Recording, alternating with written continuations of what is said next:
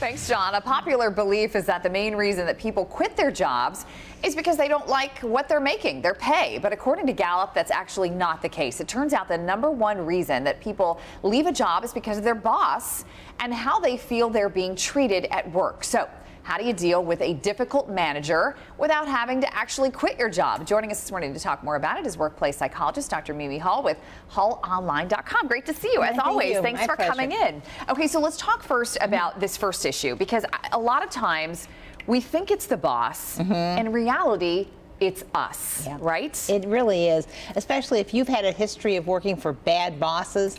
Maybe you have to look in the mirror and say, what am I doing that's causing this reaction? And make some corrections. Right, absolutely. And maybe you have to go get some help to find out what that corrective action is, because a lot of times you can't see it yourself. No, you really can. And getting feedback from other people can really be very helpful there. And learning, especially if other people are getting along with the boss and you're not, there oftentimes is an opportunity to say, okay, what can I do differently? How can I change? All right, so we push that aside, say it's not us. Then we have to go sort of through a checklist, right? And you have some really good tips here.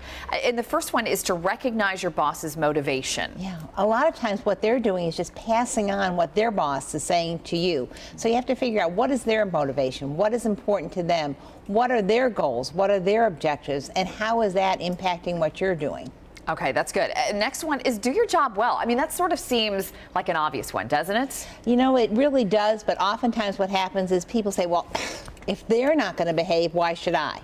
And so what we get is a slowdown, or not doing as well, or not caring. And in reality, what you need to do is do your job particularly well, so that in case you want to get a different position, even within the company, or if you're working with other people, that you're not seen as the bad employee. Right, because your goal should be to be the boss, right? You want to be the boss. Exactly. Okay, next on the list is clarify and document. Yeah.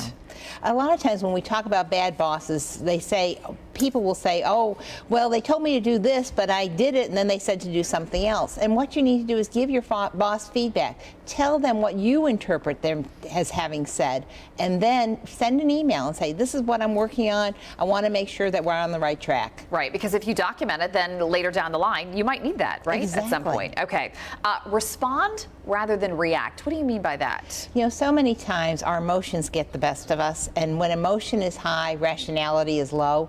So I always say, take a break, think about it. Think about what you're going to say, and more importantly, how you're going to say it.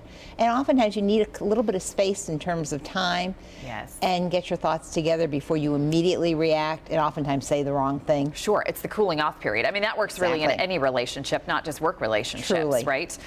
Okay, and last but not least, speak up. Why is that so important? Because a lot of times the boss has no idea the way they're coming across. And oftentimes the boss will actually ask the employees, tell me what I'm doing, tell me what I'm doing well, tell me what I'm doing that I could improve on.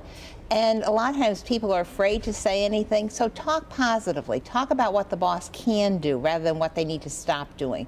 Talk about what you need from the boss. You know, I could work even better if you give me specific goals, if you give me deadlines, if you help me to prioritize. So let the boss know what your expectations are, and speak up and let them know, again, give them feedback on how they're coming across. But do it tactfully. Right. And I love how really all these tips work in our personal lives too, don't they? They really do. Yeah, it's fascinating stuff. Dr. Mimi Hall, hullonline.com is where you can learn more about her. Thank you so much, as always. Thank you. Great advice for our viewers this morning.